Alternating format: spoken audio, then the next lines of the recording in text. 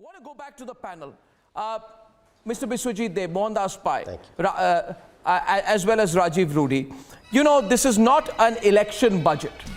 हमने पहले कई बार ये सुना है कि ये बजट चुनावी है, अक्सर इसकी चर्चा होती है। हमेशा होता है कि सर पर चुनाव होते हैं, 5-5 राज्यों में चुनाव। And I think, Mr. Dev, you are surprised.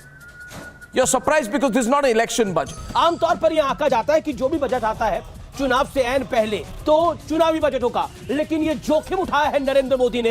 एक बयान आता है ऑपोजिशन की तरफ से, चुनावी बजट, सर पर चुनाव थे तो घोषणाओं लोक लुभावन। चुनाव नहीं, देश के भविष्य को साधने वाला बजट है जिसमें कोई भी ऐलान चुनावों को ध्यान में रखकर नहीं है। सर पर चुनाव होते हैं तो रेवड़ियां बांट दी जाती है। कम से कम ये है कि ये चुनावी बजट नहीं है। तो इस बजट का चुनाव से दूर दूर तक कोई कनेक्शन देखने को नहीं मिल रहा। चुनाव को लेकर एक फैसला नहीं है इस बजट में और चुनाव की परवाह किए बगैर ये बजट है। ये बड़ा जोखिम है जो नरेंद्र मोदी की सरकार ने उठाया है। 403 seats, Sohail, make or break. It's political war out there. And you had a budget which, you know, makes you look like there's no election ever. There's no political impact of this as well.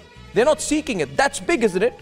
आमतौर पर हमने देखा है चुनाव से पहले चुनावी propaganda का बजट आता है जिसके अंदर बातें लंबी चौड़ी होती है, कहानी लंबी चौड़ी होती है।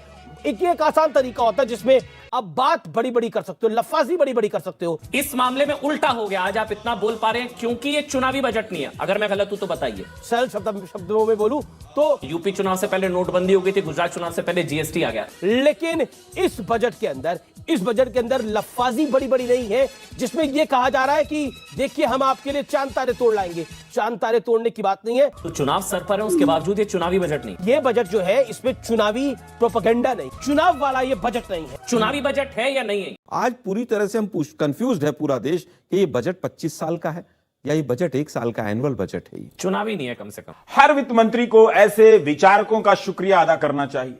इनके होने भर से और बोलने भर से हर बजट की शोभा बढ़ जाती है। चुनावी बजट, चुनावी बजट, चुनावी बजट, कम से कम वो कोई नहीं कह पा रहा। You understand what I'm saying, Mr. Dev? Please acknowledge that.